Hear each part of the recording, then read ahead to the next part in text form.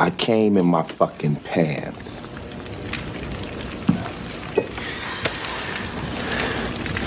I know more about you than you think, Mason. Probably do. But I don't know shit about you. Well, ask me something. Ask me anything you want. All right. How'd you get that fucked up scar up under your eye? God's still constipated. This is Surviving the Game spoilers. This is spoiler. Interesting. Josh, what do you think Ice-T means by that? Gary Busey. Sorry, I was just getting some last minute research in before we started the pod. Dude, I don't know. I think he's just homeless, so he's got like worms and stuff, right?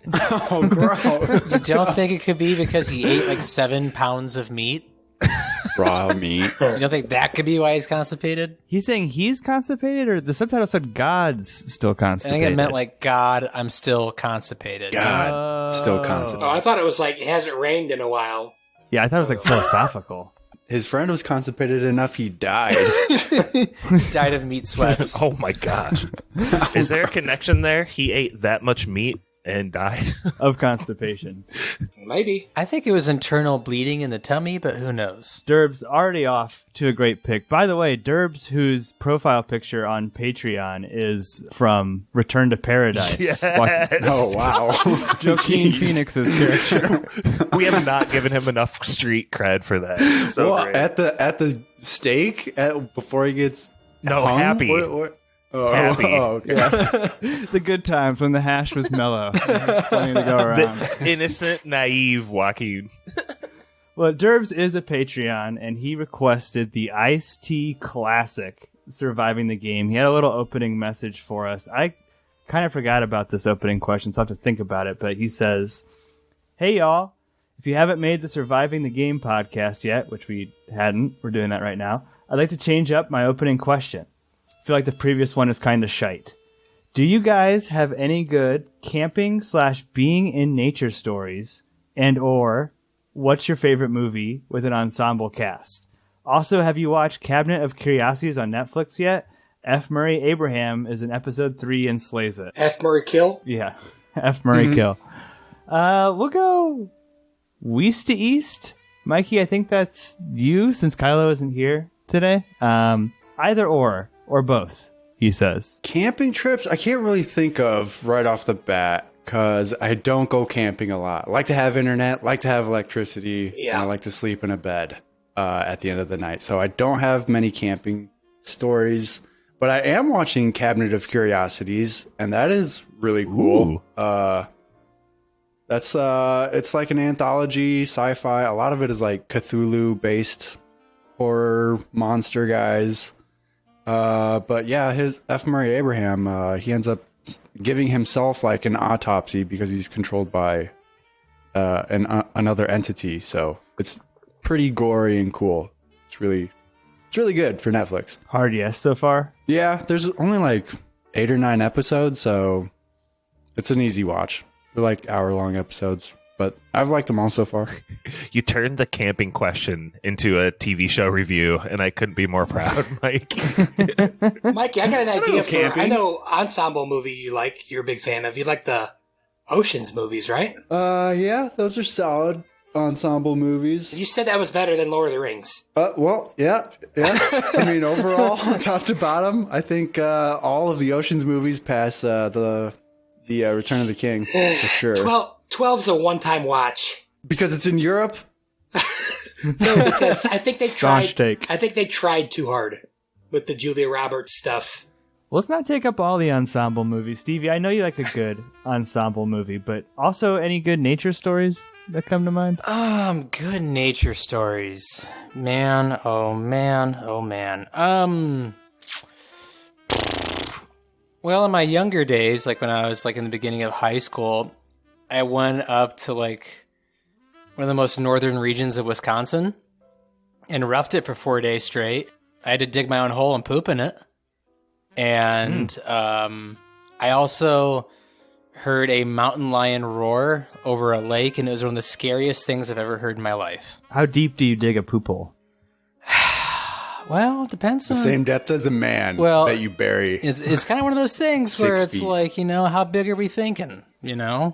You kind of have to judge it from there. I would use it as a trap to get the big animals and not blow their brains out. Poop hole prank. Classic poop hole. Just throw prank. it in the lake. But what was the other part of this question? Ensemble movie? Yeah, movie with an ensemble cast. Ooh, part of me wants to say Cats, but I know I can't. So I will go. Yes, you can. I'm not going to say it's like my favorite one. I'm not going to say it's like the greatest ever, but I think it's a fantastic one. That is Tropic Thunder. The cast in that is amazing. The writing is brilliant. And I will go to my grave saying that is one of the funniest movies come out in the 2000s. Brett, have you seen Tropic Thunder yet? Just part of it, no. That is insane to me that you haven't seen that movie. And it has one of my favorite lines, like that's so obscure that I say quite a bit. That dog don't hunt? No, That's a great one, though. That dog just ain't gonna hunt. No, Nick Nolte plays a pretty much a Vietnam War veteran who has hooks for hands. And Tom Cruise plays a movie producer. And when Tom Cruise is trying to relay information over this movie meeting, Nick Nolte starts to talk. And Tom Cruise says, "Who the fuck is that?" And that's when Nick Nolte gives out his name, and he ends it with, "Wrote the book." And it's one of my favorite lines of the whole movie. Want to make this movie right? That's where you take your pansy-ass actors. Who is this guy? Les, that's Four Leaf. Sergeant Four Leaf Tayback. I wrote the book. Oh. You're a great American. This nation owes you a huge debt. Now shut the fuck up and let me do my job. It's right up there with He Felt. Yeah, it's a great one. Josh, you got any favorite ensemble cast movies / being in nature stores? You're one to be in nature. You enjoy a bike ride, a walk in the woods. Sure. I've done my fair share of camping, actually. And speaking of camping, Predator is one of my favorite ensemble cast movies. Yeah, my boy. Don't you think that has a lot of parallels to this movie that we're about to cover? Yeah, definitely. The dreadlocks? Ooh, that's a good point. The glowing eyes. Mm-hmm. Mm-hmm. Constipation. I will say Ice-T is an awesome Predator, but that's not what I had in mind. Jeez. Kind of derailed me, but I have camped quite a bit and had quite a few good times, but I think there was one time, I think it was recently after my second daughter had been born, and I hadn't been just like by myself for a while, and I was with some people like, outside of the house, and I was with a couple guys, including my brother-in-law, who's hooked me up with like so much camping gear over the years. And we were staying like a long weekend at the Dean Wilderness area in like Brown County, Indiana. It's an awesome place. It's a great place. Yep. But we were camping down there, and on like the second day where we just had nothing to do, I was out in the canoe. I think I was even meditating a little bit just in the canoe. I'm terrible at meditating. I don't really do that anymore, but I was just having like a good time just trying to relax consciously. And this freaking bald eagle like flew overhead and it was pretty awesome. It didn't like go in the water and like grab anything, but you could tell it was kind of like looking for something. It was looking at you. It was like there for like sent you a message. You know what I mean? It was like a sign. I still don't know what that sign may have been, if that's the case, but I was just like, this is cool. This is kind of like where I'm supposed to be, just like recharging, but beautiful sight. Good stuff. I like it. Yeah. I mean, I like being in nature too. This is Pappy. We're going from Kalamazoo, Michigan. I got to be honest though, Derbs. I've never camped though. Not once in my life. I mean, like backyard, like in a tent in a backyard, or like at your grandparents with your brother, like type thing, kind of, but not really. I don't know. I like being in nature though. I like going on hikes and everything. Yeah, hiking stories probably, but not like camping stories. You never camped in like Rocky Mountain National when you lived out there? Hell no. I just drove back home. It was only like an hour away. While I'm asleep in my bed. Yeah. Yeah, I mean that's typically what I would do. I would say that like one of my favorite things about being in nature is like I do like Stevie said, the poop hole. Being able to pee outside is really fun. It's freeing. And in the apartment Mikey and I lived in college, we made all of our guests pee outside, which I don't know, it's kind of bad now saying it out loud, but yeah, none of us were willing to share our bathroom, so we just said the bathroom was the porch. And honestly, it was a good time. I think everyone enjoyed it. Like it was like a feature, not a bug of the apartment. You didn't make a poop off the balcony, did you? No, I mean, number two is number two, but like, we're just talking, I'm so glad my bald eagle story is getting buried underneath pissing off your deck in college story. Like, thank you, sir. It's more relatable. Josh, you want to hear a similar story of mine? Mm-hmm. Of your bald eagle experience? Yes. I mean, it's a little more traumatic. It's not traumatic, but like it was really cool to see. My cousin and I were fishing on a canoe on a river, and we saw a pike literally drown a duck, and it was the coolest thing in the world. Seeing a duck like screaming for its life and flapping its wings as hard as it can, and then all of a sudden, thunk, just pulled under the water was one of the coolest things in the world. Well, Ducks are awesome. So pike eat ducks? Well, I'm just saying, like, as far as nature goes in the circle of life, that was cool as fucking shit. Can I tell you something too, Stevie? Yes. Do you know Steve Hooley? You know the Hoolies, right? Yes. He's like a wilderness man. He's like DNR in a southern state now, but he lived in Alaska for a time doing that sort of stuff. And he was taking a hike by himself in the woods near a shoreline in Alaska. And he heard a rumbling. And like where he was standing, like where the water started, it was a huge cliff face underwater. So it was actually like super deep right off the shoreline. And the rumbling led to him looking out over the shore, which was just like 10 or 15 yards away. And like, I think a sperm whale breached up like mouth first, grabbing fish and shit. And it was like its head was as big as a car. He got to see that like right next to him. Did he beach and like unbeach himself? No. It didn't beach. Oh. It was just like it broke the surface. It like, breached. That's okay. I was gonna say, okay, that's breached. awesome. Yeah. Gotcha. I don't know. I think about that story all the time, even though it didn't happen to me. It's so cool. That is amazing. I mean, it's not peeing off your balcony, but yeah, it's all right. Dude, I thought I got you to drop that. I guess part two, super quick, is if Clue? Stevie, would you say Clue is an ensemble cast? 110%. What counts as ensemble cast? Like, how many people got to be in this thing? What, 5? I think 5 is a minimum, right? 5 and like 3 at least where you're like, oh, it's that guy from that thing. I feel like that's a big part of it too. Brett, last but not least, I know you're scared of spiders. So you ever had like a showdown in nature with a spider? That's what my story's about. Let's go. Good guess. Okay, so I'm sure it's been mentioned on the pod. I'm severely arachnophobic. I was in college, but on summer break, and a couple people I knew we went out and got a little campsite and set up some tents. And I was like, yeah, I'm not sleeping in a tent, but we would sit around the fire and drink and stuff like that. And then they're like, Brett, you should sleep in this tent. I said, no, I'm not going to sleep in there. There's spiders in there. And they literally went in there with the flashlights. They looked around. They're like, Brett, we checked every inch of that tent. There are no spiders in there. I said, all right. Hey, who was checking those inches? Who was it specifically? Justin Smith. I trust him. You know Justin. He's honest with a good eye. I agree. Yeah, and I actually believe that he'd look, but I was not in there. I'm not joking. For 30 seconds when a spider crawled on my face. And I got out of there. And they're like, what? I'm like, there's a spider in there.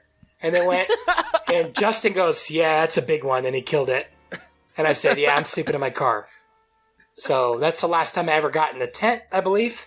And that's the last time I ever will get in a tent. When I go camping, I sleep in my car or my parents' old RV. Can't believe I didn't think about that. I'll let that one go. Wait, what? What? I have an amazing tent story. It's not spider, is it? Tell us how you survived the game. Come on. Man, okay, so in college, where I attended university, there was this thing called the Water Bowl. And every year they would have this thing, I think it was called Dancing in the Dark. And it's where a lot of rave people and hippies and carnival people would go out and kind of jam out there for a night or two. And me and my roommates, two of my roommates, decided, let's take some mind-altering, stuff before we head out there. Hey now. Jeez. And, well, I mean, they're organic. You can find them in the wilderness. Ah, that sounds like a terrible time. No, it was okay. So, long story short, there was only 3 of us, and we got a 12-person tent from Walmart. That's how stupid we were, and we set up this castle around these dirty ass hippies and people that did not want. I mean, we're talking like face tattoos before they were popular. Like people like walking about, like they did not like us there, and so we were setting them up. And this is like when it started to like kick in for the 3 of us. And right when we got in our tent, this giant storm came. And it's not going to sound as funny like when I say it over audio, but one of my roommates is like kind of like I want to call him a square, but like really uptight, even though he did this with us. And he was checking all the stuff over the tent, make sure everything was fine before the storm hit. And this storm is raging, and the tent is going 20 feet in the air and down. And I'm pretty sure it was in our minds. Like, it was like intense. And I'll never forget, because I'm pretty sure I laughed for 2 hours straight, when my roommate, who just visited me this past week for Thanksgiving from Florida, he looked at me and he goes, "Stevie, did you put those stakes in that I told you to put in the ground?" And my other roommate shot up with this giant bundle of stakes in his hands and goes, "Do you mean these?" And I laughed for 2 hours straight. That's funny. What happened to the tent? Was it salvaged or was it? No, the hippies got mad that we were there and they started throwing beer bottles at us. And we had to pack up and call one of our roommates. And yeah, they're not tattoos and throwing beer bottles. That sounds more like no. White They weren't trash. like They weren't the friendly hippies. They were like the dirty ones. Pappy, can I unload something too? Please unload. Bathroom break? When I was in high school, me and some friends were camping and we were using Joel Miller's tent. And he had to leave early for a soccer game. And for some reason, in the morning, we decided to blow up a Diet Coke can in the fire. And it shot hot coals and a piece of wood onto the tent and burnt holes in it. Oh, no. And I just like kind of packed it up and left it at Joel's house. He's so nice. He's so nice, Josh. This guy stinks! I feel so... It's one of my cringiest moments. Dude, I could have shared this how on expensive tents are? the Napoleon Dynamite podcast, like most embarrassing high school moments. Like this could have been easily one of them. I'm so sorry, Darlene and Lynn. I'm an asshole. Please forgive me. They don't listen. They don't listen. Your apology means nothing. Maybe the message will get to them, you know? No, You never why don't you told be a them? man and call them? Send them like a couple bills in the mail. Actually, that's a pretty good idea. Send them a letter with a bunch of burnt holes in it and be like, "This was your tent. I did that." Josh, that was probably a Christmas gift from somebody or something. Passed down generation to generation. Oh, Bubba. Through the All family. right, let me finish up and then we can get going. Yeah.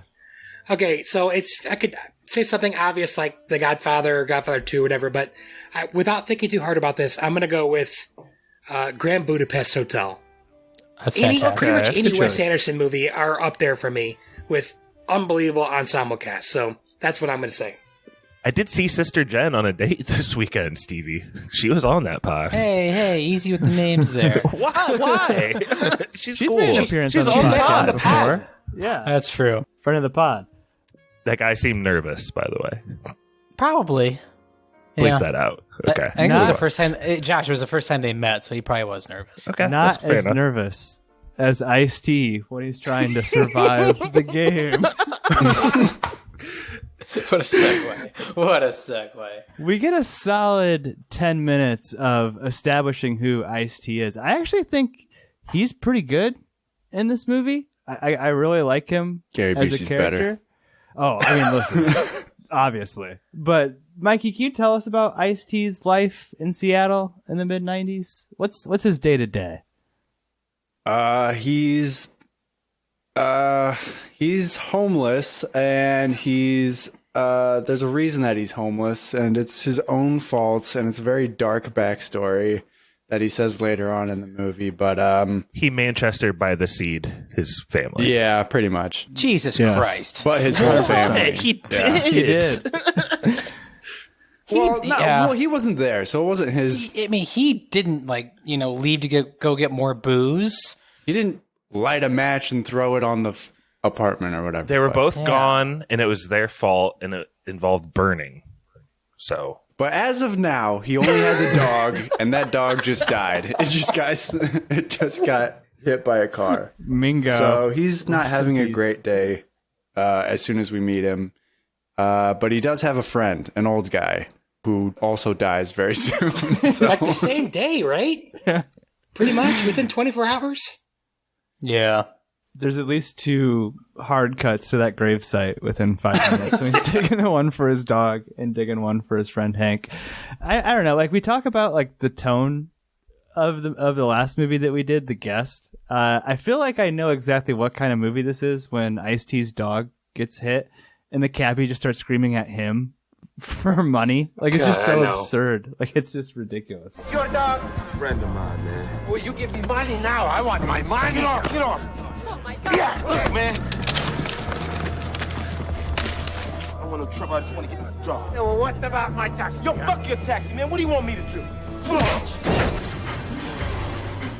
I also don't appreciate the editing here. They're cutting between the people, the guys on the island playing the most dangerous game. You leave that alone, Josh. Fuck off right now and leave that editing alone. It is perfect. You like the cutting back and forth between the dog? I love it. How does a dog getting hit by a car equate getting hunted by men? Josh, this movie moves at such a breakneck speed. There's no fat. You know exactly what you're getting the second that we see wilderness and a fucking screaming eagle coming over in the background to Ice-T. It's going back and forth nonstop, and I love it. Is it an eagle or a hawk? Because we hear that thing 17 times. Eagle. You're the eagle expert. Dude, do we hear that thing like 30 times in this movie? It's part of the beat at one point. I could have heard it 30 more times. It's like easily. an Aaliyah song. You're being a little harsh, Josh. It's got the budget of 2 X-Files episodes, okay? It's a 2-part X-Files episode. And it had to go to an amazing cast most of the budget. Just let me propose one thing. I just think the hunting on the island should be a cold open, and then we get into Ice-T instead of cutting back and forth. I think it could cover the same amount of time. You're not wrong. Just don't want to see the back and forth. Brett, you mentioned the beat. The music in this opening part's weird. Like, it's like jazzy, but it's also it's 80s. Techno-y. It's weird. I mean, like, it's Stuart Copeland, so maybe that's why. But like, of the Police, if this was right? Yeah. If this was 85, I mean, it's kind of like synthy. And I had to stop for a second and be like, oh, this is 80s. I'm like, oh crap, no, this is 94. So it was a little weird.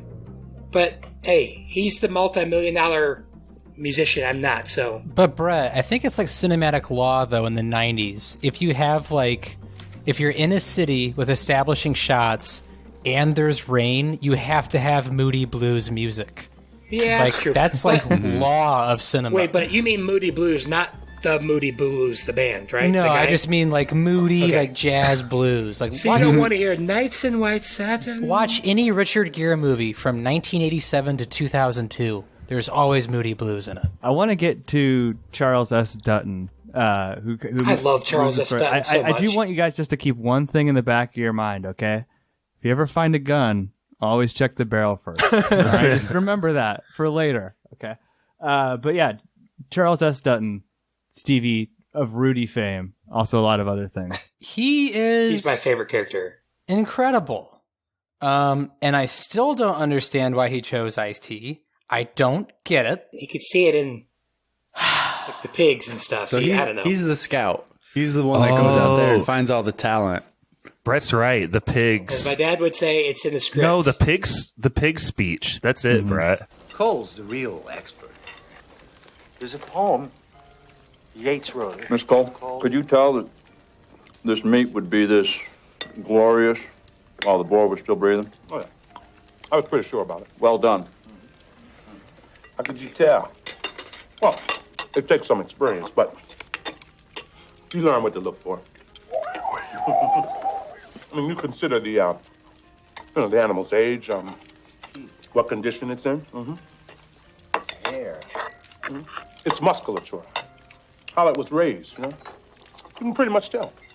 But, like, how? I don't know. Can we just stop and talk real quick about how amazing it is that we have Ice-T, Charles S. Dutton, John C. McGinley, and F. Murray Abraham all in one cast? Mm-hmm. Gotta love it. Mm-hmm. An ensemble of initials. Also, John C. McGinley, I believe 5 Movie Club. He plays the same character in all 5 movies. What makes Charles Dutton your favorite character, though, Brett? Why do you love him so much? Well, I like that actor, but he's, like, no one flips like him. That's not, like we were talking about editing earlier. I love the fact that they have this big meal, and then they wake up in the morning, and it's not like, hey, we're going to eat breakfast, and then like 8 minutes later, they're like, oh, you need to run. It's, I'm going to wake you up with a desert eagle in your face. I completely flipped from the nice guy to a freaking psychopath. I love that part. And again, I love him in the movie Rudy. So I don't know how to reconcile him on the street giving a really impassioned plea for like Ice-T to get his life together with. It was the exact same speech as Rudy. Maybe the You're 5 foot nothing. Do you guys know what I mean? I feel like I had a lot of anger. It's coming from a sincere place, it seems like, at the beginning of the movie. It seems like, yeah. That's why he's good at it, though. No, he's just trying to make sure no one's going to look for him. That's all he's doing. What do you mean? You don't have any contacts, right? You no family at all? No one from the outside world loves you. I find that hard to believe. Are you sure no one will look for you? What's your social security number? Are you sure you have no one's house to go to? You will call a family or a relative. You could go missing tomorrow and no one would ask any questions. Is that right what I'm saying? No one would ask any questions. Dude, you better try a little harder if you're trying to manhunt me. I'm going to spot that a mile away. All right? I'm not going to get manhunted. Not me, pal. Ice-T, yeah. I mean, I get that he's not skeptical at this part, but Josh, once like Rutger Hauer's in the picture and he's making him like run for him, and I don't know. It gets a little creepy at that point. Like there should have been alarm bells going off. Brett's right. The scene where they wake him up and it's like a fever dream as they push him out of the house. I think that's really well shot. There's like some first person. A lot of Dutch angles. Yeah, Dutch angles. You get, what's his name in Scrubs? Brett. John C. McGinley. No, Dr. Cox. I want to call him Dr. Cox tonight, fellas. That's what I'm going to do. Okay, that's fine. Dr. Cox, like, John Cox McGinley. he spits at the camera. He does.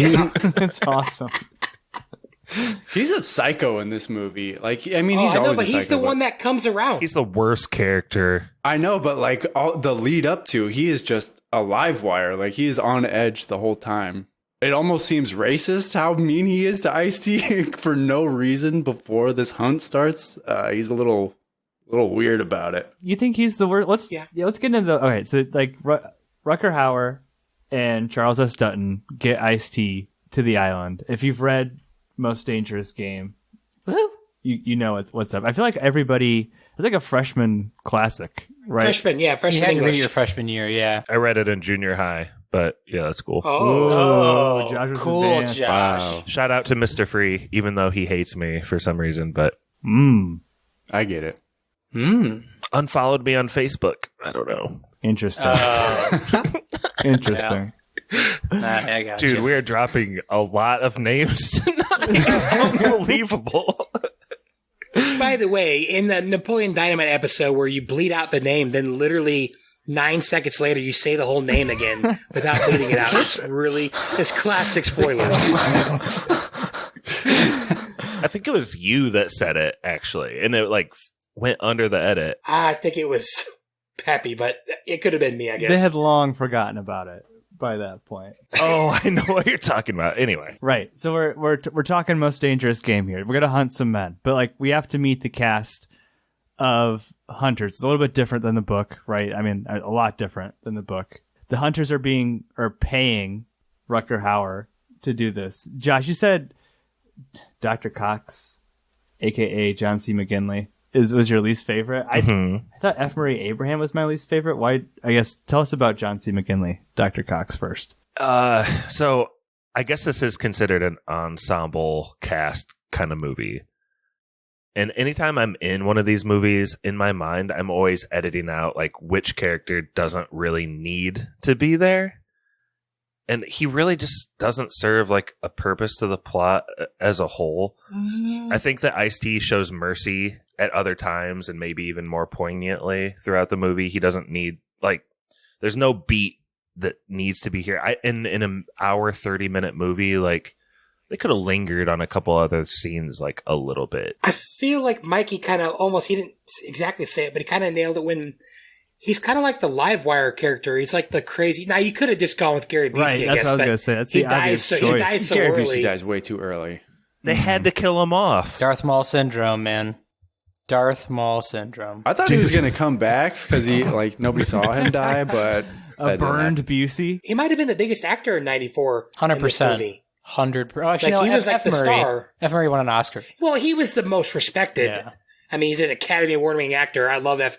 But like, Busey was pretty big mid-'90s. Pappy, I really wanted to ask you, with the casting, do you think Gary Busey and Rutger Hauer could have been flipped? Or like, I don't know. Did you have any thoughts like that? I like how Hauer's kind of calm, the calm psycho. I wish John C. McGinley's character was more like stoic crazy.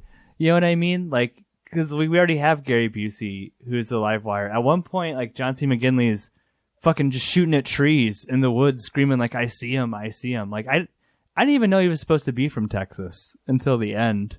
When he's like, shut up, you never dumb take my shot again. Andy has the inhaler. He's lost his mind. He has the inhaler thing. Is that a shout out to Lord of the Flies? I don't know. It just, like, why does he have so many little character traits? It's a little forced. The inhaler is stupid. Like, it should have served any kind of purpose in the movie. It's a weird little It shows him his sympathy, like his empathy. I mean, again, it's hard to be empathetic for someone who hunts people, but like, it shows that Ice-T's character is not a murderer. And now he says that many times out loud, but he also shows it a few times. And I think that's what that's what John C. McGinley's demise happens, because he actually is like, this is a real person. He could have killed me. He didn't. I'm done with this crap. I have more to live for than this. Stevie, you like the inhaler, though? You were sighing? Seems like something you would not like. I love this movie. But unfortunately, it has a thing where it has the wrong main character. And I feel like father and son point of view, or John C. McGinley point of view, is a much stronger film than what we get with Ice-T. I think that's how it was going to be originally, was told from their point of view. Then they switched it at some point. I really think the father-son angle is so much stronger than like what we get with just Ice-T. And I feel like that could be like a really strong, dramatic movie. And I said, I love this movie. It works perfect in the 90s. It's my favorite era of film. I know, I feel like there was a lot of information coming out about these characters where you're just like, well, that could have been a better movie. Yeah, I would say these four wackos are pretty entertaining. They're like all different types of weird MAGA guys, and it's pretty fun to watch them all like die in hilarious ways. Oh, dude. Hey. Well, they're just like weird alpha male. We know where these guys were January 6th, all right? We know. These guys, I don't know. They all think like they're army vets or something, and all of them are just like talking out of their ass about all of this stuff. And Gary Busey is kind of pulling it off as a wacky CIA interrogator psychologist, and he has a really awesome monologue that I thought was like pretty good for this movie. Apparently he wrote that himself. There's a story Oscar-worthy, about bro. it. Oscar-worthy. It's really good, and then he just kind of like dies like 5 minutes later, so I don't know. Well, because it wasn't originally supposed to be in the script. Like, Rutger Hauer told a story that, and he was actually kind of ticked about it. What do you mean? It was supposed to be like his scene, Rutger Hauer's scene at the table. And apparently Gary Busey came in and he'd written that whole monologue and he wanted to try it. And Rutger Hauer said he felt like it was Gary Busey trying to steal his scene.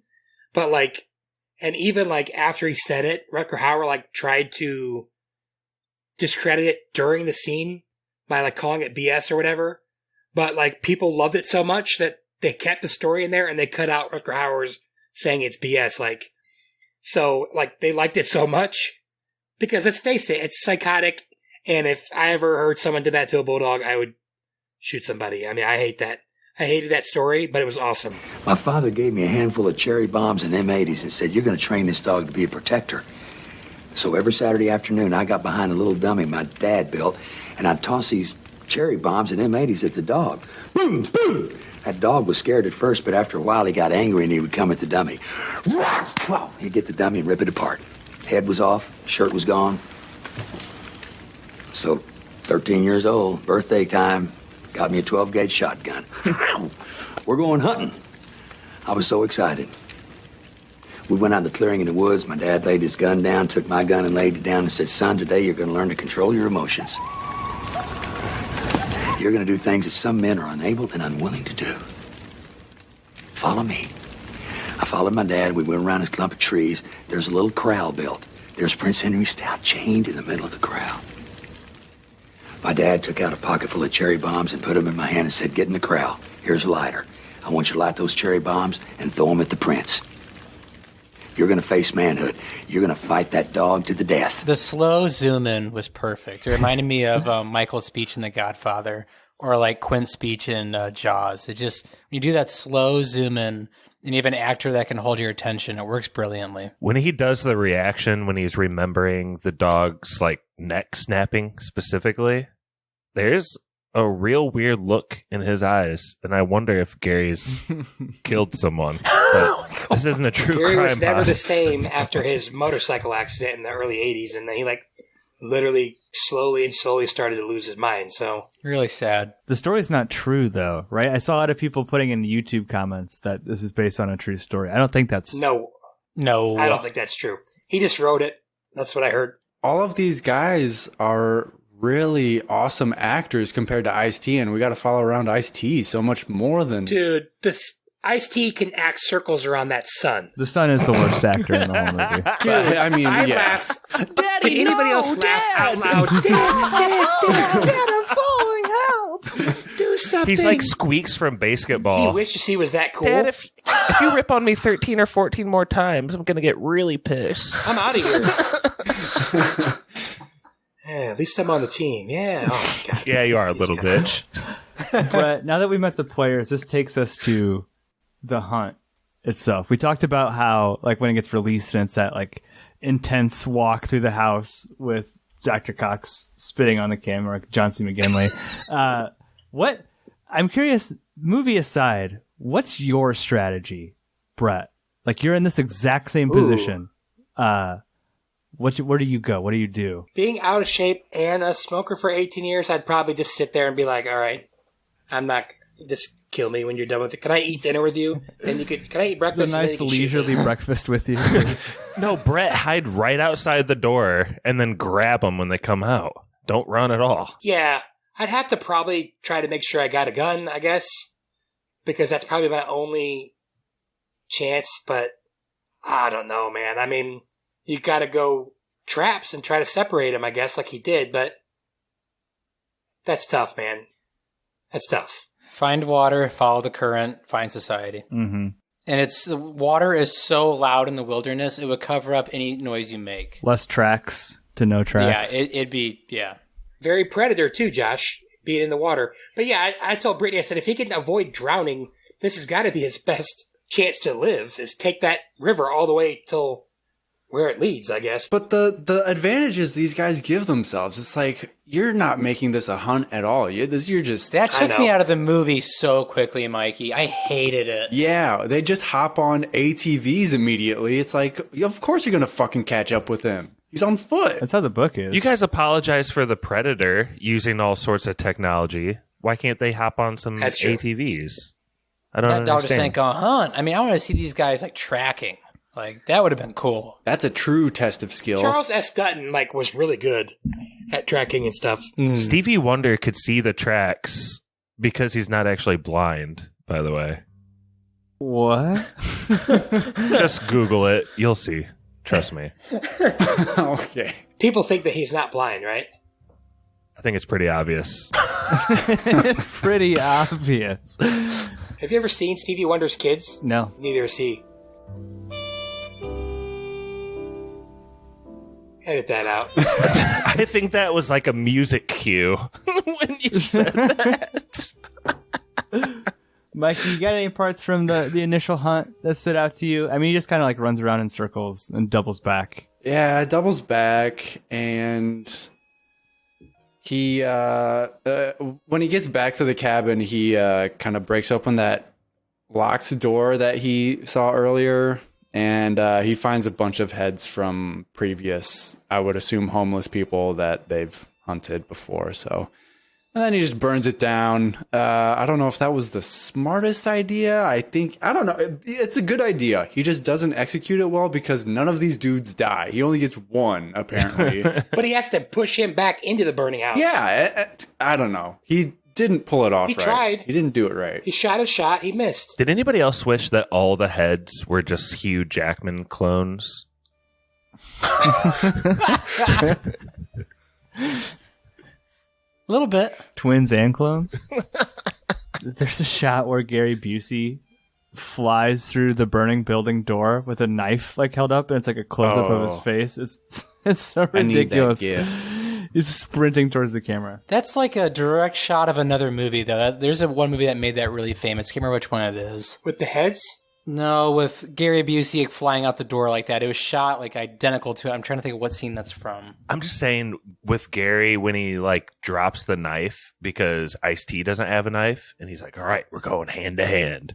That's totally like a Predator move, right? Like just like the Prince. Going hand to hand now. I got a question. Do you think it would have been wise for F. Murray Abraham to like give his son a heads up what they were doing, or like your dad works on Wall Street, you got to know. That's why if like they did a movie in that point of view, it would have been a really strong reveal. Well, you would have needed a stronger actor. You need a stronger actor, and you got to rework a little bit of that character because it's so weird that he's just like this red herring sympathizing with Ice-T. But then at the end of the day, he's like, I'll help you kill Ice-T, but then I'm never talking to you again. Yeah, I thought he was going to... I actually said to Brittany, I go, he's going to try to save him, isn't he? And you better pay for my private college, Daddy. Why don't they show him splatting, by the way? Very disappointing. You need to see a dummy hit the ground. Yes. That's what I need to see. I want to see the dummy hit the ground, exactly. When Ice-T jumps off the cliff into that water, that looks pretty bad, too. This movie doesn't do it's so bad. People falling very well. And he went straight down, like, that's not... Yeah, no, it was bad. Right after that, there's one little scene in here, and like not trying to go scene by scene, but I feel like this one's worth an in-depth discussion. Stevie, what happens with Ice-T and the wolf? And why is this in this movie? 3 wolves in the movie. You talking about when he just says nice doggy and runs away? Yeah, isn't that so weird? Like, what? And they don't bring back the wolf? I don't know, it's just weird. Like, it's a weird little scene. So that is weird to me, especially with the way, like, how animal control works on like films, and just it's weird to me that they would even decide to like bring that in. Like, hey, we need to get a handler. Let's get a wolf. And you know what I mean? It's just it was odd. It had no place in the movie at all. Did you think it was funny? Because I feel like it's trying to be funny. Yeah. I did not find it funny. I was wondering if it was like trying to imply that like, oh, Ice-T is like inherently good with dogs specifically because he had he's that dog homeless. He had that dog in the beginning and all that. Ooh. And then he stopped that guard dog. Right. We didn't even talk about that guard dog in the guard. The guard is as unhinged as anybody in this movie. He's out for fucking blood. That guard was ready to kill. Shoot first, ask questions later. You're a fool going there. You know, they got watchdogs all over the place. I think I known this dog longer than I known you. They never listen to me. Hey, Hank, what you know about this? Come here, dog. Yeah. So. Hey, we got enough for lots of folks. Well, I finally caught your ass. Hey, we're just hungry, Clark. Give us a break, will you? No, man, we don't want no trouble. We'll get it back. The hell with putting it back. It's already contaminated with your filth. Somebody's going to pay. That's just what I thought, was that it was supposed to imply that he was like good with animals or something. He says a line early in the movie like, just because I've had to sleep on the floor doesn't mean I'm an animal. And there's a couple of references to kind of like homeless people being lower than human. Maybe that's why the beginning of the movie was edited the way it was, Josh. The parallel, the dog. Bet you didn't think of that, did you? You can't hear it, but my mind is just blowing over here. Not as mind blown as when John C. McGinley found the cigarette prank. Mikey, were you impressed with Ice-T's skills here? He's really starting to level up over the course of this fight. The cigarette prank being he just kind of like smoked 3 cigs and stuck them in a tree and then snuck up behind John C. McGinley. Is that what he did? Tactical genius. Yeah, yeah, he's a real solid snake there. That was a good prank, I guess. He got him pretty good. But Ice-T, I mean, we get the scene of them in the cave of him like holding John C. McGinley hostage. But dude, you got to kill these people, man. There's absolutely no reason for you to not think that they're just gonna find you back in society and just kill you there. I don't know. It's like they're unhinged enough to kill you in the wilderness. I guess they're unhinged enough to hunt you down back in civilization. They gave him their word that if he made it back to civilization. Oh, okay. Yeah, okay. Yeah, I'm gonna take a white guy's word that he's not gonna kill me. Okay. Sure. Here's my thing with the Ice-T monologue where he tells us that like his family died in the fire in an accident, and that's why he feels so guilty. Like, if you're gonna have 2 monologues in the movie, you should probably have Ice-T's first, because Gary Busey's is just way fucking better, and it's way too like similar, and it's just not as good. I don't know, Josh. Did that move you at all? Ice-T's story. You're a family man. It's a tragic story. I had already seen Manchester by the Sea, so I really do feel like they had to kill Gary Busey off because he was out acting and out crazing everyone. Yeah, but up the crazy. What? Up it. Up the crazy. Rutger Hauer was behind that? Get this guy out of here. It sounds like it. I love Rutger Hauer, but the ensemble cast, I don't know. I think I thought Rutger Hauer was the worst actor in this. Gary Busey he was shines pretty boring. More. That scene where he's like just watching them fight each other in the woods is pretty cool, though. Why does he have the red eyes later in that screenshot that you sent over? Because he's the devil. The wolfen. Dude, he has the red eye camera thing and they don't bother to take it out, but it looks freaking awesome. Are we assuming that they're eating these hobos as well? Where's the rest of these bodies? They got the heads. What are they doing with the bodies? And I don't know, like all of the weird talk at the dinner table. It just seemed like, what's going on here? I don't know how Ice-T was like so oblivious to everything just being said around that table. Stevie question, is this like the same 5 guys every month, let's say? Are they like paying $50,000 a time? Like, how is this business structured? This seems like a once a year type deal. Okay. They say once a year at some point. Oh, okay. Yeah. That's a lot of years of heads. That's like 20 years. They've been coming there since college, man. I think there was probably some triple and quadruple rounds. 2-for-1 trips. Yeah. Double kill. Some like weaklings. They weren't Ice-T level folk. You know what I mean? Running riot. Double kill. So that montage at the beginning was a year earlier? Yeah, when they were killing the Vietnam vet from Seinfeld, yeah. When Charles S. Dutton is dying, he's like, "Oh, I'll get healed up and we'll do this again next year," or something. Like, we got to bring the bitches, man. When he's like in his fever dream about to go out. That's what I'm taking that cue from, Pappy. Brett, can you tell us about that? He's your boy. One of the better pranks of the movie. We've upgraded from smoking cigs. Now we're booby trapping things. Yeah, it's good. They couldn't have done that earlier because you needed to hear the story that he was a mechanic, right? Because that's how he was able to do that really quickly. One of the best. What did he do? I mean, he took some sort of loose wire starter maybe and put it in the gas tank, maybe. Bet that doesn't work. But I don't know. I'm not technical at all, so It looks awesome when Charles S. Dutton gets exploded. That whole scene's great. I do like his missing legs. He's like, I'm 5 foot nothing. That 2.5 or that's like 16 frames of the bike exploding with the body / dummy on it are pretty awesome too. I thought it looked pretty good. I think Rutger Hauer's good when he's like, it's time to go to sleep now. And he just uses his 2 fingers to like, what's he doing there? Like the jugulars or whatever? Is that what he's going for? I think you cut off blood. Like to cut off someone's blood supply can kill them faster than air. Right, Brett? You would know about that. I guess. Was Rutger Hauer military? Was his character military? He's just a student of the human anatomy. Because if he was military, he most certainly like gouged his eyes out. I would assume he didn't is gouge from his the eyes last couple scenes. There's like a Do military we outfit. see, Josh? Do we know he didn't? Yes. What do you mean? He Why would he pinches do his that? neck and he gurgles. It's to a real death. quick way to do it. But Mikey, are the military outfits? I couldn't tell. It was like he's changing his identity. Either. Is that like Yeah. his previous identity that he had changed, or is that what he was? I really couldn't tell what was going on there. And to be to choose to be a priest was such an odd choice. With only one suitcase that's filled with an aug.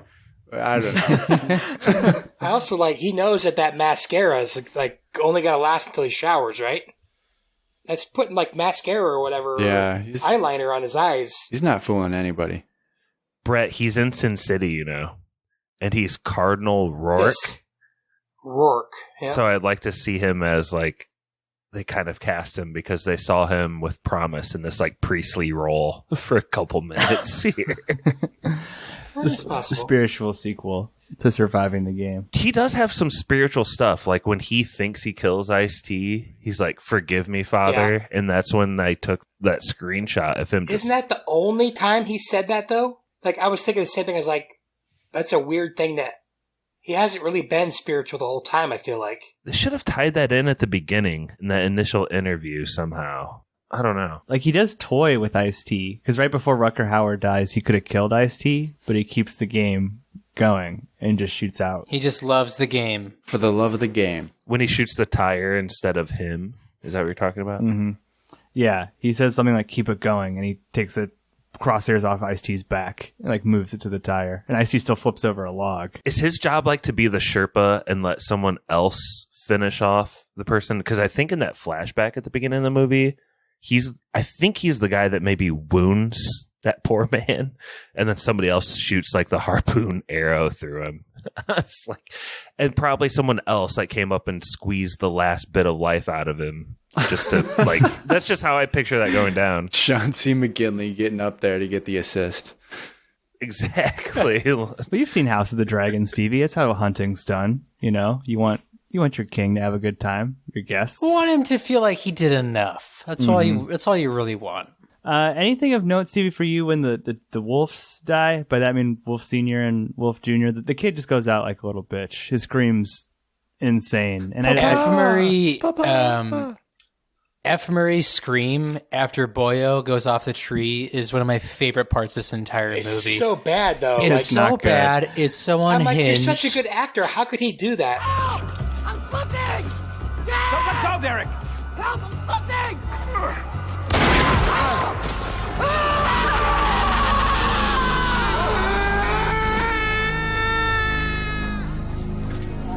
F. Murray wanted a new house in Malibu. He got it from this movie, all right? Yeah. His scream and his like turning to not being mad at Rutger Hauer, but to be mad at Ice-T was just magnifico writing. Just brilliant. Because the problem is at any point you can just shoot Rutger Hauer, and then that would Any be point. the movie. So Any point. Wait, what? Are you being sarcastic, Stevie? You're hard to read sometimes. Yes. What are you getting at? Yes. Yes. Dude, F. Murray's a shit actor in this movie. Is that why you hate Amadeus? Do you just not like F. Murray? I just think it's a very long and drawn out movie, Amadeus is, but I do love F. Murray quite a bit. And he's in like one of my favorite shows right now called White Lotus, and he's hysterical in it. He has great comedic timing, but like in the way that like his scream is edited as well, and just I don't know what this movie is some of the time, and F. Murray has a lot to do with it. I was kind of wondering what dirt Ernest Dickerson, or whatever his name is, had on these great actors to get them to do this movie. Yeah, it just seems like all of the budget went to a lot of the paychecks, not to like maybe the stunts or the CGI or even like the heads. Like you could have done something really the heads cool look with the heads. so bad. What? Because just for the simple fact that like in the short story, like there's animal heads on the walls everywhere, like covered head to toe. You know, from floor to ceiling, like where these like animal heads are. You could have done something really cool with that, like with the human heads or even human bodies. And instead we got like, I don't even know what to describe it as. Not very cool. I don't know what your problem is with it. I just didn't like how they were sitting on a shelf, all right? I thought they could have been displayed in a very cool way. Remind me of Futurama, the Nixon head. Yeah. Yeah. Like how they have one for Mason ready to go, just sitting there with his name on it. Like they took it to an engraver. What's your name before we get going here? And you don't have any family. Quick, Mason? No family at all, right? No last name. Gotcha. Ice-T's like, why are you bringing this pig in a jar with my name on it? Formaldehyde. Brett, did you like the final showdown between Rutger Hauer and Ice-T? I mean, like, there's two. I guess there's two final showdowns. There's one in Oregon, and there's one later. Let's talk about the one later because you know more about guns. Is that true? Could I stuff a cigarette in a gun and it would explode in Rutger Hauer's face? I don't know about a cigarette, but like I don't know. The thing I always heard when I was growing up was if someone's ever pointing a gun at you, if you stick your finger in the barrel, it'll blow up. Now your finger will blow up too, but you'll live, I guess. I mean. Yeah, you don't want, because that's got to go somewhere. It's going at it's an explosion in that gun. So if it can't get through there, it's got to go to like the least, the quickest way out of there, like lightning, I guess. It's going to come back out. So yes, I think so, but I don't know if it'd be that dramatic, but maybe. It's going to go out your foot. like lightning, yes. Like lightning, exactly. That's exactly what I meant. It would have been cool to see his head blow up or something.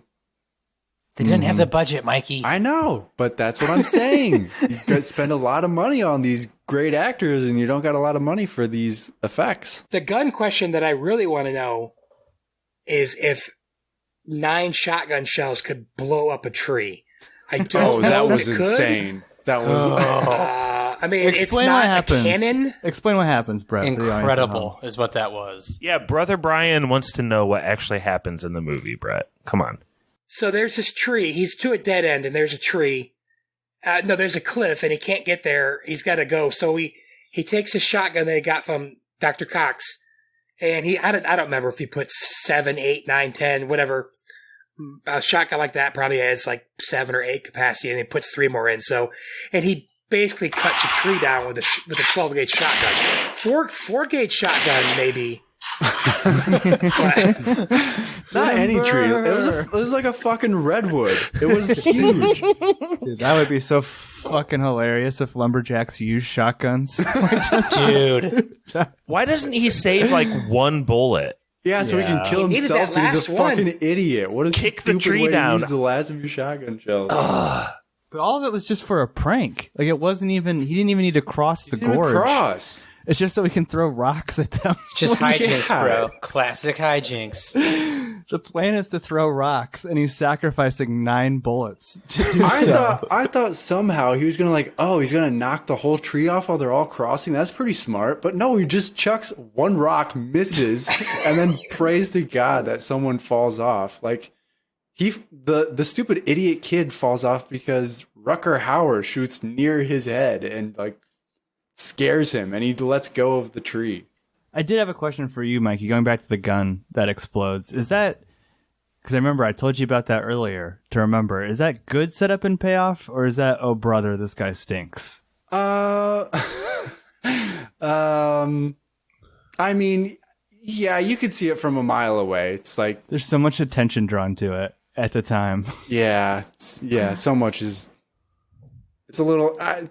See, there's great acting in this when these guys want to do it, but then some lines, they just, I don't know, kind of, they're here for a paycheck, I guess. Isn't that kind of directing? I think it makes the movie fun, though.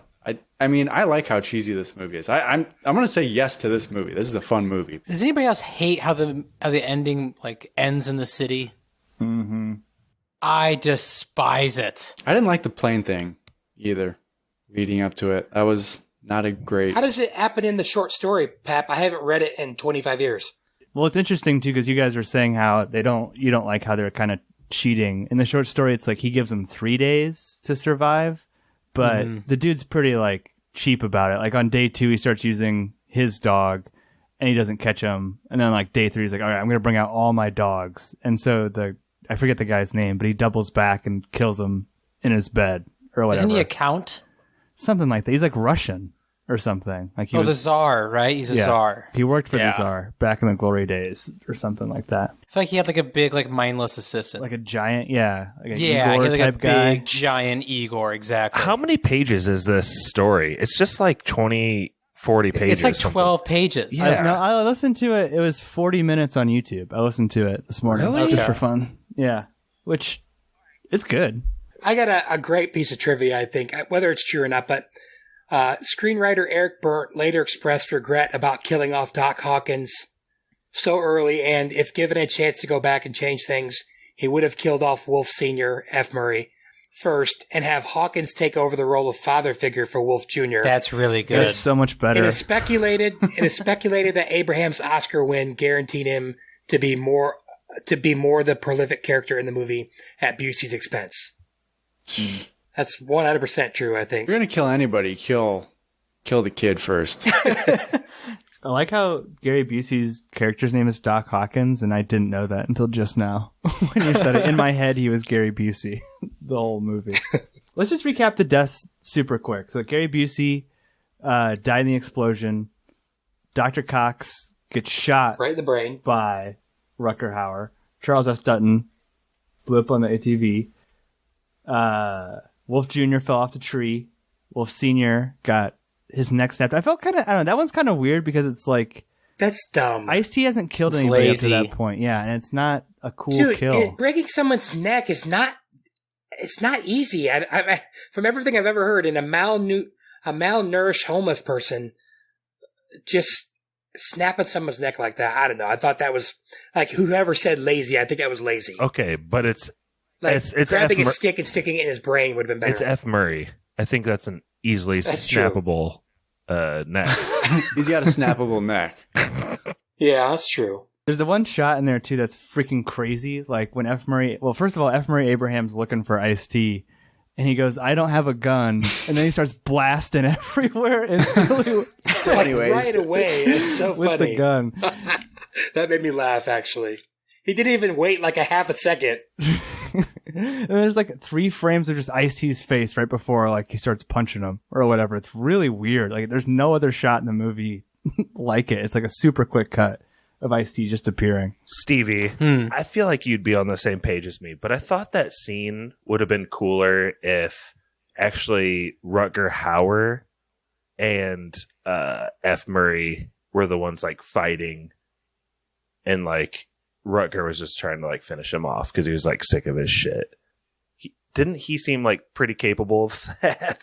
It makes way more sense to have F. Murray almost killing our Ice-T's character Mason, and having Rutger Hauer like kill him so the game can like keep extending. Like that makes way more sense than just like lazily nap snack. I really don't like that neck snap at all. What do you think makes more sense? If like F. Murray has the upper hand on Mason and Rutger Hauer kills F. Murray to can like extend the game even more, because he's clearly can kill him 1,000,000 times, but he's obsessed with the game. You know when Rutger gives him that advice, F. Murray, like, hey, be a fucking hunter, be quiet. It would have been cool if he's like, he does follow that advice and like F. Murray has Ice-T like in his scope on his pistol, like he's about to blast him, and then from out of nowhere, like Rutger just like slits his throat quickly. That's great. I wish during that if Rutger Hauer was watching and he sees and he goes, F. Murray's got the upper hand now. He's got the upper hand. And yeah, we talked about Rutger Hauer's test. I mean, the movie ends abruptly. Really quickly. Stevie, was there anything else that you wanted to say about that last little bit? I mean, you said you didn't like that it ended in Seattle. I really don't like how it ended in the city. Like, and also not just like the fact that it ended in the city, but it didn't seem like Rutger Hauer was like in a place of like comfort during this time. I mean, he's like changing his look. He's like going through disguises, carrying a gun in a briefcase. Like, if Ice-T had like killed him while he was comfortable, cool, makes a little more sense. But if you're going to like kill him when he's uncomfortable, at least make it out in his own domain, out in the wilderness, like what he's been doing for years. I really wish you'd have killed him out in the wilderness and out in the city. Having it 3 days later is insane, too. Like, it just doesn't make sense. Feels like years, doesn't it? How could he have gotten there? How did he get back? There's no way. He's still got to get out of the woods. He has no idea how to get out of these woods. Do you guys want to hear the taglines for this movie? Yeah. There's 5 of them. Jack Mason knows he's going to die someday. Wait, his name's Jack? That's terrible. Unless that's the guy's name in the book. I don't know. Do they call him that at any point? No, they call him Mason. Yeah. That's a video game character name. Okay, Jack Mason knows he's going to die someday, but today he's not in the mood. Oh, God. That's good. How far will you go to stay alive? That sucks, too. It's really bad. Rules are simple. Kill or be killed. Better. Other one? The ultimate manhunt. Gosh. And the last one, the thrill is the kill. Oh, what? Probably my favorite. Yeah, it's the best one, probably. How did they not go, don't wound what you can't kill? How did they not do that? It's the most obvious one. How about if it bleeds, you can kill it? I like something from Gary Busey, like something like succumb to your animal instinct. Ooh, I like that. Yes, Ooh. that's a good one.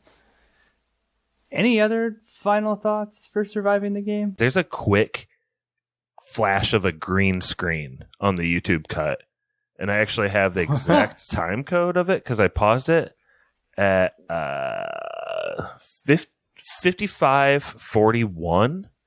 But if you take a screenshot of it on YouTube, it like you can't do that. It just shows up blank. So I don't have proof. Yeah, they do that now. It's crazy that they block QuickTime from taking a screenshot of YouTube for a movie. I can't believe that's possible. Apple TV does the same thing, and so does HBO. Woof. That's why I took a picture of Rutger Hauer from my phone when I sent that to you. But anyway, there's a flash of a green screen for at least a frame or two on the YouTube cut of this movie. What's going on during that? Because I just went through what I'm looking at. I think John C. McGinley. Someone like hands someone like something in their hand, and then it's like a hard cut. But between that, there's like this flat. And I rewound it like 4 times. It wasn't like I glitched. Yeah, I don't see it on the Amazon cut. It's weird. Or what version? Mikey, do you see watching it on my illegal stream site. I didn't see anything on it. Go to 55:40. Oh, I thought you said 54. Okay.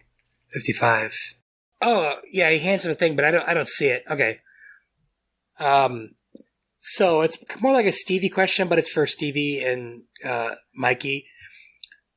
If you had unlimited piano wire, razor wire, fish hooks, and bear traps, how much time would the collector need out in the woods to turn this battle against the hunters? 4 minutes.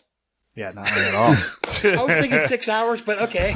4 minutes. This is an hour 36 movie. It could get cut down to about a solid 59 minutes if the collector's on the case.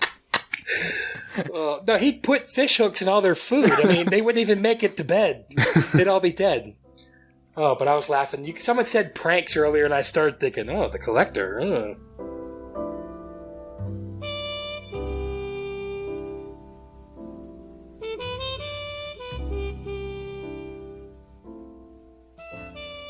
Let's kick it to yes or no's then. We'll go reverse order, eastus to weestus.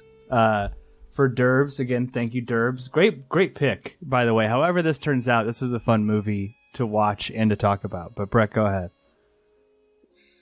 Yeah, so actually, funnily enough, best friend Drew owned this DVD in college, and he used to talk about it all the time, how much he loved it, and we never watched it. And he said, I can't believe we never watched it. It would have been such a fun movie to watch. I saw it. Because when he read the when he read the short story, you're better friends than him. Okay, we got it, you win.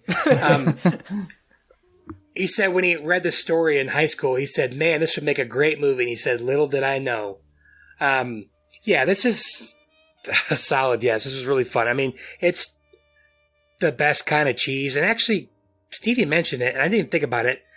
Like, he mentioned this era in movies. Like, the mid-90s were like, the comedies and the action movies were unbelievable. Like, all my favorite action movies, like The Rock, Con Air, all those types of action movies, and like all the Jim Carrey comedies, and even some of the Adam Sandlers, like, all were in this time. This was a really good time for movies. I mean, maybe not looking back, they weren't the best movies, but they were really fun. And this goes right in there with it to me. This cast is insane, and I thought Ice-T was, I don't know, cool enough. So, definitely a solid yes for me. It was really fun. Yeah, I'll go next, or I'm next, Isis. Pappy, again, thank you, Derbs, for the pick. We love having you as a Patreon. We love that you send us messages, too. We love going back and forth with you, so appreciate all of those. Yeah, definite yes. It's weird because I feel like we talk about this on every episode now, but it's almost like, I don't know if I felt like I was in good hands, but I knew exactly like what kind of movie I was watching right away. And that was just nice this time around. And it's way over the top. It's way ridiculous. I don't even know if I'd call it a good movie, because there are like, I don't know, there's just some like pretty big problems with the production of it. And like was said on this podcast, it feels like a lot of the budget went to the stars, most of whom are really good. But this is just a fun fucking movie to watch. I love the source material. I mean, just like nostalgically, like from high school, and like even listening to it this morning, I'm like, man, this is such a good fucking short story. But I don't know, it's just a fun movie with a over the top cast. And I think, like we said a million times, but this is Busey. I don't know, to me this is like Busey at the height of his powers. I'm not saying it's peak Busey, but his monologue is like legit good in this movie, and then his over the topness is just so fun to watch the rest of the time. So definite solid yes. I don't think Busey gets the credit he deserves for being a pretty good actor. Like, he obviously lost his mind, but he does a few things really well. Mm-hmm. This is Josh from Goshen. I think I'm next. I think there's something about Gary Busey and how he is slightly unhinged, and just who he is, that lends himself to just being good on screen. Like, there's just something to it, and I can't quite describe it, but this movie, super hard, yes. Pappy said it, but it's just so fun to watch. And yeah, The Most Dangerous Game, I remember reading that in the 8th grade, Mr. Freeze class, and it was just one of those times where you'll remember back, like, things that you read or listen to or just experience that really make you contemplate like death and like the really fucked upness of humankind. And I feel like this is one of those like really informative moments reading The Most Dangerous Game when I was young. So it's fun to see it on screen and not so serious all the time. Mm-hmm.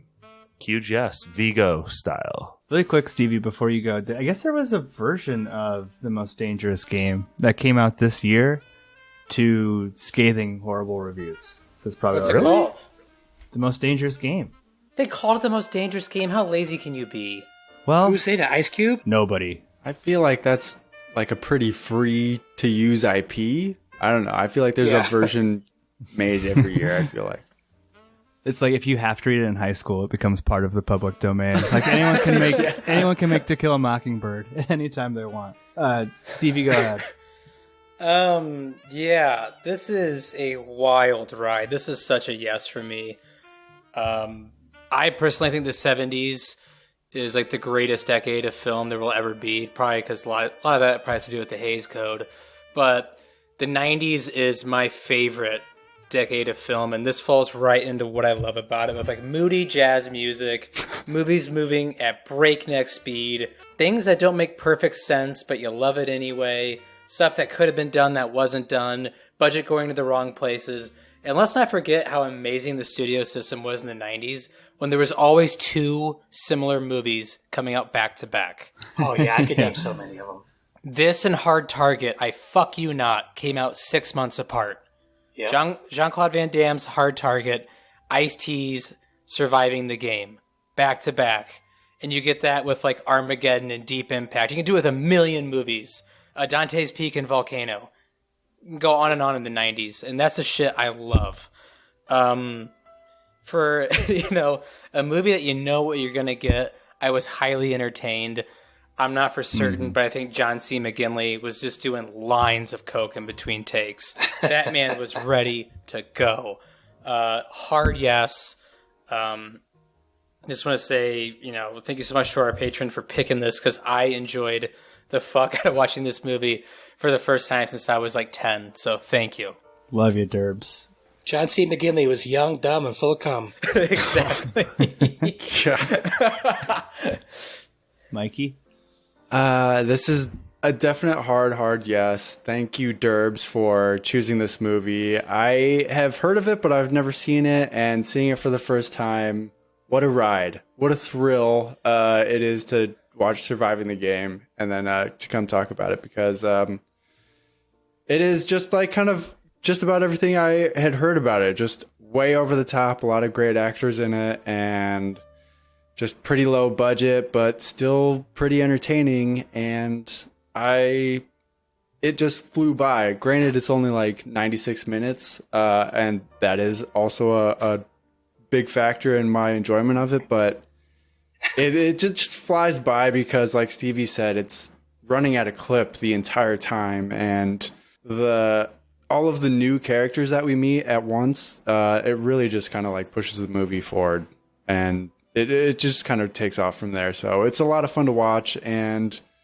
you get to see a lot of like actors acting like crazy people that you don't normally get to see them act like. So it's fun, and I just had a lot of fun watching it. So thanks, Derbs. Like Stevie said, the 90s movies, this is like The Rock almost. They're like a B-level movie of The Rock. So it's a lot of fun to watch. I mean, talking about a distinct era, like the 90s really was its own fucking thing. Yeah, this is like Broken Arrow, if you've ever seen that. Broken Arrow. That's amazing. Yeah. Preserve pick, Surviving the Game. Thank you once again, Derbs. We can't say thank you enough. If you want to request an episode, Spoiler Man will tell you how to do that in a second. But first, we have a quick game. There's been a lot of trivia pushback lately amongst the Spoilers ranks, so I tried to mix it up. This is going to be a team-based game. I took the liberty of putting you on teams. The teams are Stevie and Mikey. Let's go. Our team versus Josh and Brett.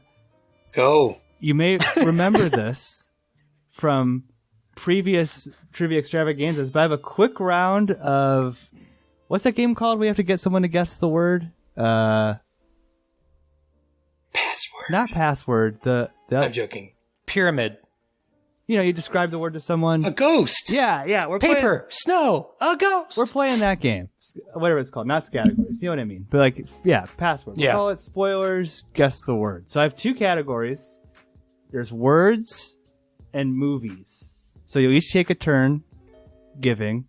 Whichever team gets the most right wins. I'll set the timer for 1.5 minutes, so it'll go really fast both times. Stevie, Mikey, we'll start with you. Which one of you wants to do the words, give the words, and which one of you wants to give the movies? What a category. Words. Words. That really narrows it down. I'll give you a clue too. You can put spoilers in front of both. Spoilers movies and spoilers words for both these categories. Spoilers words. Like staunchers. I'll give the clues Mike can guess. For words? For movies. For movies? Movies. Okay. Mikey, I'm going to send you the list of words. Super quick. You can describe any of these. Wait, I thought you said the list of movies. Wait, what? Yeah. Mikey's giving words, right? No, the movies. No, I'm giving movies. Oh. Well, we're going to do both. I didn't look at it. Okay. Mikey or Stevie, movies. Someone's giving the words and someone's guessing the movies, right? Mikey, we'll just take this one round at a time. So Stevie's going to give the clues for these movies to Mikey, right? Okay. Yeah, I'll give clues for these movies, yep. Okay. Set the timer for... Do I have to go in this order? No, you can go in any order. but you can't say any of the titles of the movies. Okay. How much time do I get? I think a minute 30. Does that sound fair? Now that you can see the list. I mean, it'll be the same for 1, 2, 3, 4, there's 10. 5, 6, 7, 8. Oh yeah, let's do that. All We're right. good. A minute 30. On your mark. Get set. Go. Stephen King movie where a guy kills everybody in the car at the end. The Mist. Oscar Isaac plays Bob Dylan. Coen Brothers. He has a cat. Justin Timberlake. Yeah, I know. Pass. All right, pass. Minnesota Murder. Coen Brothers. Fargo. Sequel to the movie that we say guys playing pranks all the time. The Collector 2. Bone Collector. I don't know. Okay. Michael Fassbender plays Harry Hole in Norway. He's a detective. Oh God. 45 seconds left.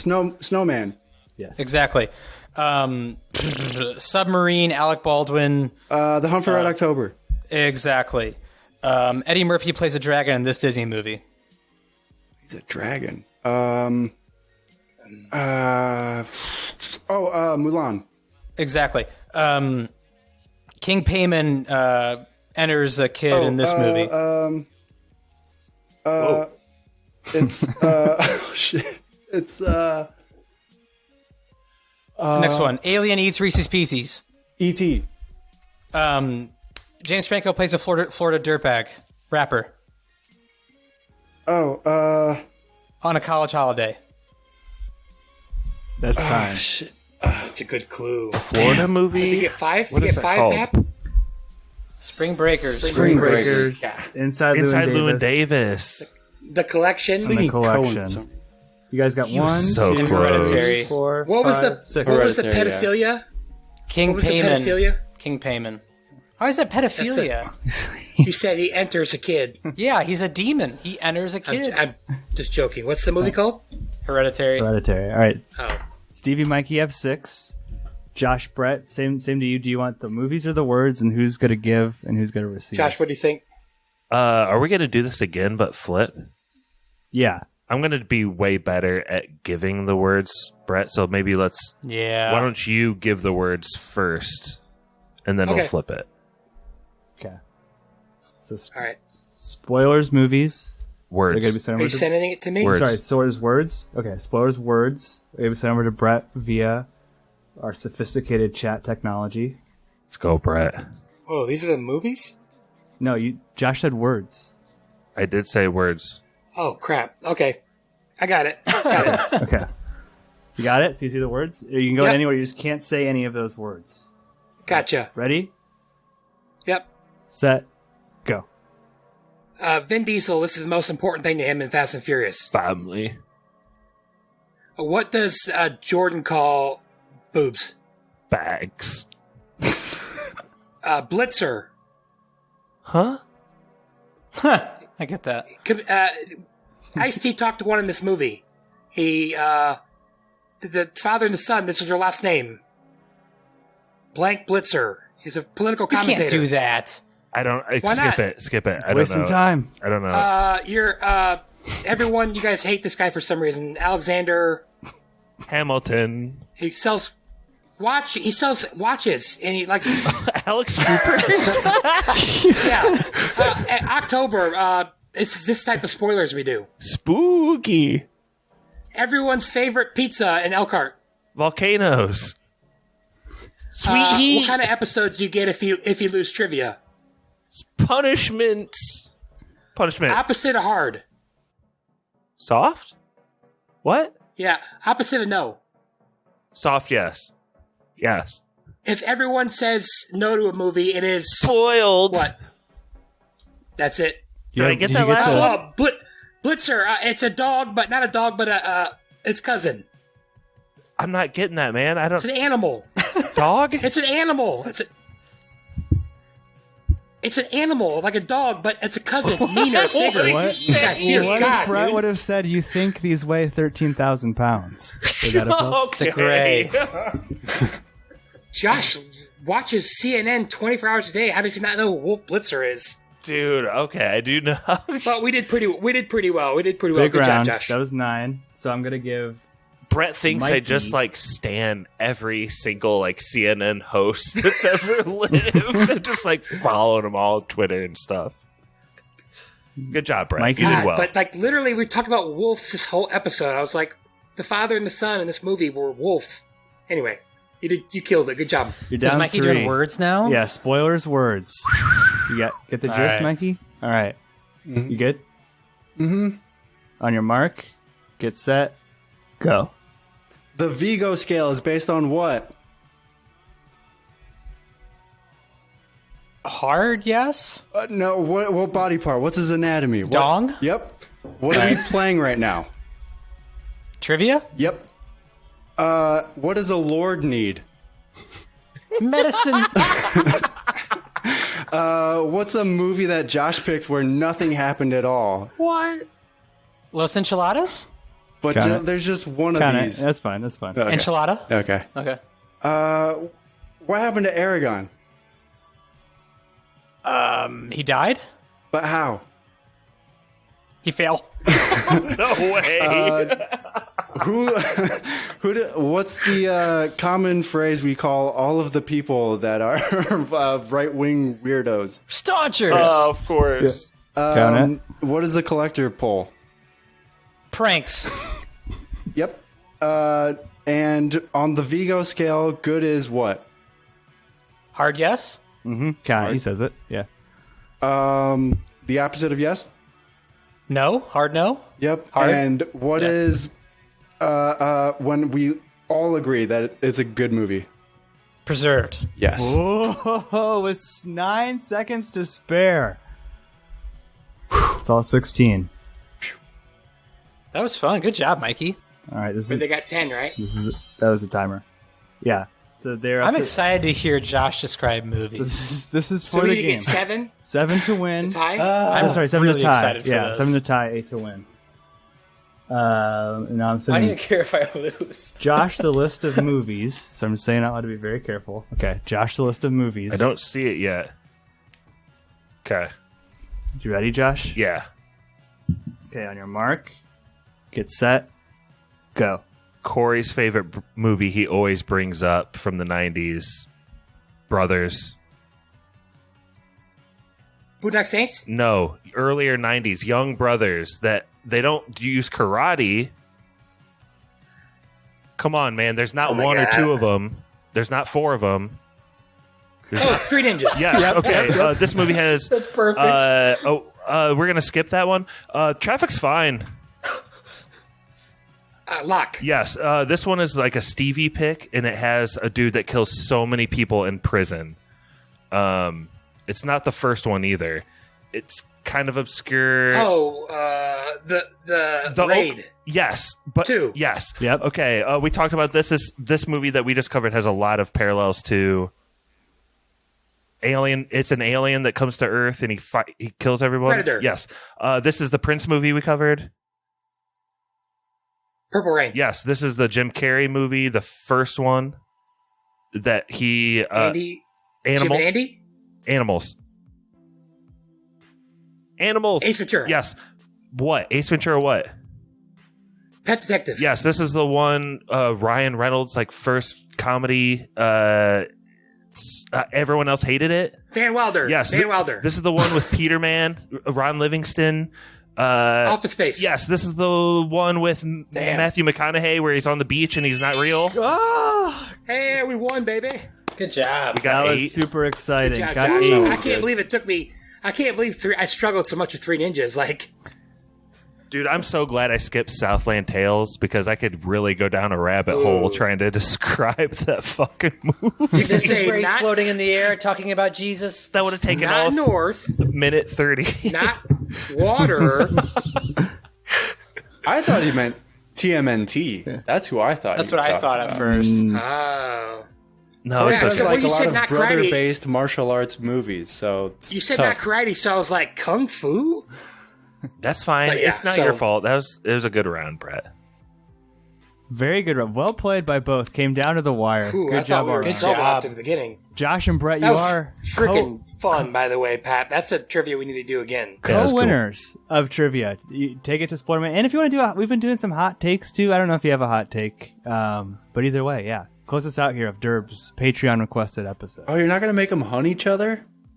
I thought that's what this was. I thought we were gonna turn on each other in the last round. I mean, I did have one more question. If you guys wanted to fight, I'll leave it up to you. No, Do you want to share? I gotta get going. Okay, share the title. We've had a long day. Okay, Brett, I got a final thought, and then will you toss it?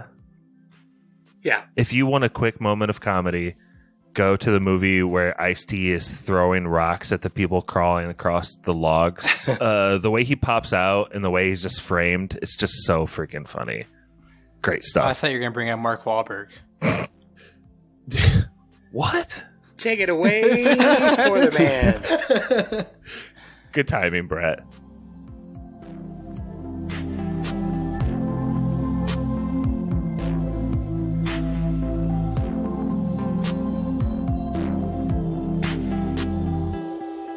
Special thank you to our patrons. Matt Troll. I came in my fucking pants. Brother Brian.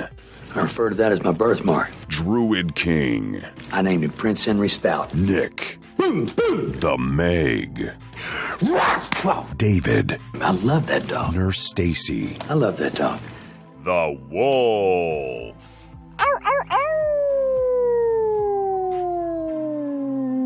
More than anything in the world, I love that dog. Barky 420. He was on me like flies on shit. Davey Kerr. We're going hunting. Total Movie Recall. He's not yelping, he's not biting. PK. I'll wipe the blood off. I'll lick it. Spencer. My dad says, welcome to manhood. If you'd like to request an episode, hear your name read by Spoiler Man, or even just help us make podcasts, please check us out on patreon.com/spoilerspodcast. Our email is podcastspoilers@gmail.com. Twitter is @spoilers_pod. Our Instagram is podcast spoilers. It's lit. Josh Hensley from the Rutabaga wrote our theme song.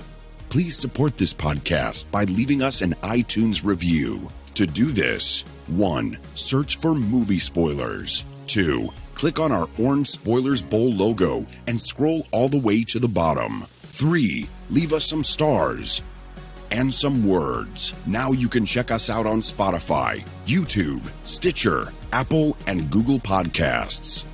Spoilers is now available on Audible.